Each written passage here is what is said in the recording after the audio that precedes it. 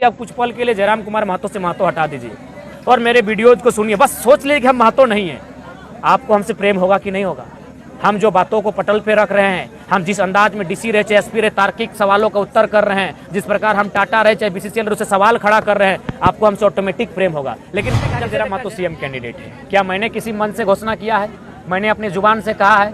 हम लोग व्यवस्था परिवर्तन की बात करते हैं, एक विचारधारा की बात करते हैं जो राज्य में स्थापित होनी चाहिए। वो कोई भी रहेगा, चेहरा किसी का होगा, विचारधारा एक समानता की। थोड़ा सा दिमाग की बत्ती जलाइए मेरे साथियों कि मकान जो उससे कई ज्यादा मटेरियल लगता है, क्योंकि वो किसी गरीब को बनता है, उसमें गरीब का बनता है, वो 1.5 लाख में बनता है, और चबूतरा यहाँ बीडीओ सीओ का बंदर बाट होगा वो 3 लाख में बनता है। इसको प्राक्कलन घोटाला कहते हैं। जब से आप राजनीतिक पार्टी की घोषणा की है, आपके विरोध में बहुत सारे आ चुके हैं और बोल रहे हैं कि जयराम महतो सीएम के लिए क्यों लड़ रहे हैं, डायरेक्ट पीएम के लिए लड़े।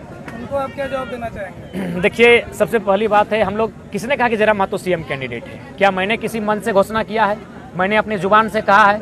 हम लोग व्यवस्था परिवर्तन की बात करते हैं, एक विचारधारा की बात करते हैं जो राज्य में स्थापित होनी चाहिए। वो कोई भी रहेगा, चेहरा किसी का होगा, विचारधारा एक समानता की होगी, विचारधारा जल जमीन जंगल की होगी। तो हम लोग एक विचारधारा को स्थापित करना चाहते हैं, किसी शख्स को सीएम के कुर्सी पर स्थापित करने के लिए हम लोग आंदोलन नहीं कर रहे हैं। तो हमने कभी बाकायदा मौखिक रूप से व्यवस्था परिवर्तन और समानता की बात करते हैं, तो कुछ लोगों का ये भी शिकायत है कि आप किसी जाति विशेष को लेकर के चल रहे हैं, इसमें क्या कहना चाहेंगे? मैं अभी चूंकि बाकायदा सभी मीडिया बंधु उपस्थित है और मैं तो चाहूंगा, अभी भी बहुत सारे लोग नहीं गए हैं, बाकायदा आप उनसे उनकी जाति ही यही पूछ लीजिए। इसी मंच में जहां मुझे लगता है 50 लोग उपस्थित है, उनकी संख्या पूछ लीजिए। मुझे लगता है अभी देखिए रवानी भैया यहीं बैठे थे, अंसारी भैया बगल में बैठे हैं, तो बाकायदा उन चीजों को खोजना होगा।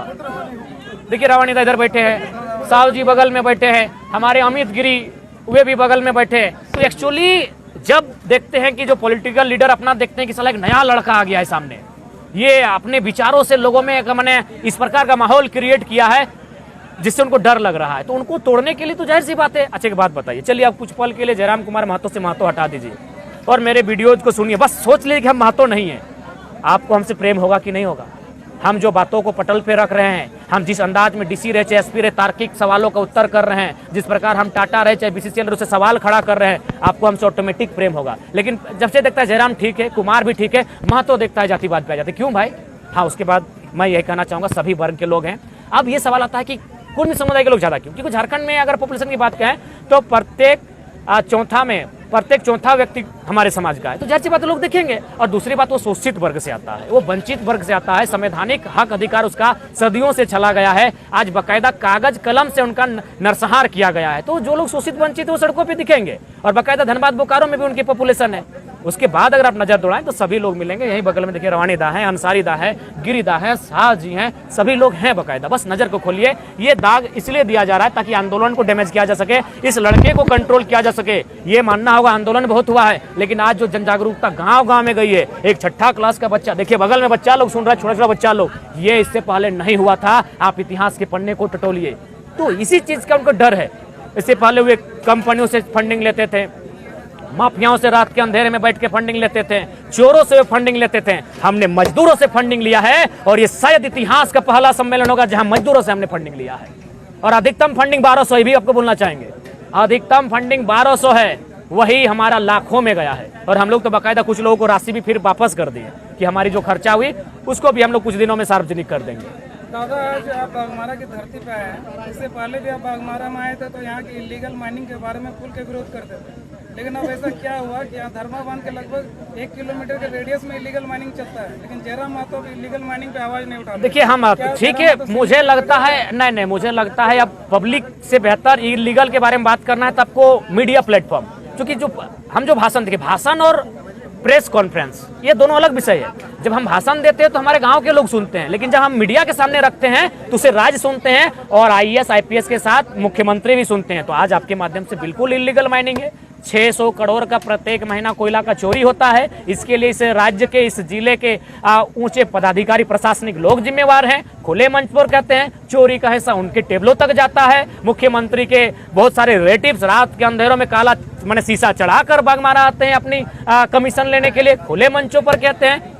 हमने कहने से कभी नहीं डरा है, लेकिन ये सोचना होगा कि जो मीडिया में जो बात कहते हैं ये आपको उन लोगों तक पहुंचता है जो लोग राजनीति में संलिप्त हैं, और जो भाषण हम ऐसे देते हैं वो मोटे मोटे लाइव होता है, पेजों में चलता है, उसको हमारे गांव के लोग सुनते हैं। तो बिल्कुल मीडिया के सामने कहते हैं जो आज काले कोयले की कमाई हो रही है, इसमें थानेदार से लेकर कलेक्टर तक नपे हुए हैं, इसमें लेकर मुख्यमंत्री के सचिवालय तक पहुंचा है, इसमें कोई दो राय नहीं है। ये अखबार के पन्ने बता रहे हैं। तो लोकसभा चुनाव होने वाला है, विधानसभा चुनाव होने वाला है, तो उसमें कैसे चेहरे देखने मिले? आंदोलन की उपज देखने मिलेंगे या पुराने राजनीतिक चेहरे? नहीं, आंदोलन की उपज ही दिखेंगे। खासकर जिन क्षेत्रों में आंदोलन हुआ है, आंदोलन मुख्यतः धनबाद बोकारो में हुआ है, इसका कुछ हिस्सा गिरिडीह हजारीबाग को छूते हुए रामगढ़ कोल्हान तक पहुंचा है। तो जिन क्षेत्रों में आंदोलन हुआ है, आप निश्चित ही रहिए उसमें आंदोलन की उपज चेहरे ही दिखेंगे।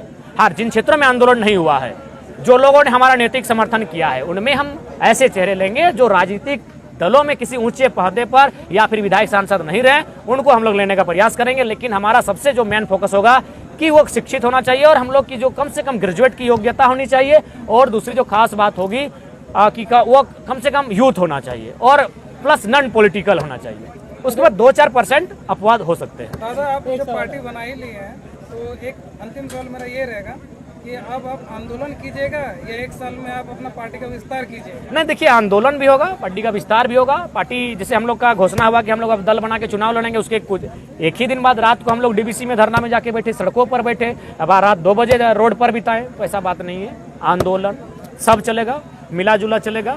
लेकिन आज राज्य को जरूरत है एक ऐसी विचारधारा की जो पूंजीवाद की सोच को नियंत्रण कर सके, जो निजी स्वार्थ, निजी संपत्तियां जमा करते हैं, उस सोच को मिटा सके, तभी राज्य में बदलाव की गुंजाइश है। और मुझे लगता है गुंजाइश संभव है। मैं एक छोटा उदाहरण आपके माध्यम से एकदम एक ही उदाहरण में क्लियर करते हैं कि आसान है करप्शन मिटाना, उसके बाद आपका कहते हैं कुछ विकास का काम करना, बिल्कुल उनकी नीतियों में ही छुपा है। अभी उदाहरण के लिए ये चबूतरा जहाँ हम लोग खड़ा हैं, चबूतरा ये जिसमें हम लोग खड़ा हैं बैठे हैं, इसकी राशि क्या होगी? आज के डेट में अगर इतने बड़े चबूतरा का हम निर्माण करते हैं तो इसकी राशि क्या होगी? 2.5 लाख, 3 लाख, 2 लाख राशि होगी अनुमान। 2 लाख, 2.5 लाख, 3 लाख इस चबूतरे की राशि होगी। लेकिन इसी रेंज में अगर हम मकान बनाते हैं वो 1.5 लाख।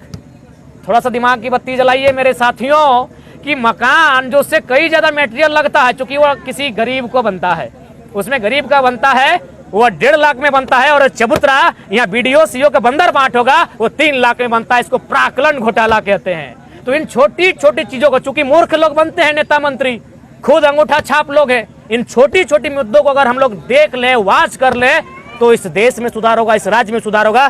3 लाख का चबूतरा 75,000 में बनेगा, 2,25,000 बचेगा कि नहीं होगा। इसे प्राक्कलन घोटाला कहते हैं। जबकि मकान आपका जो प्रधानमंत्री आवास होता है, चबूतरा से आधे दाम में बनता है। आप इतने तो समझदार हैं कि अगर चबूतरा और मकान को डिफाइन कर सकते हैं कि मटेरियल किसमें ज्यादा लगता है, क्योंकि चबूतरा में कोई पूछने वाला नहीं, वो सामाजिक है। जंगल में, पर्वत पहाड़ में कहीं बना दो, पैसा भर लो।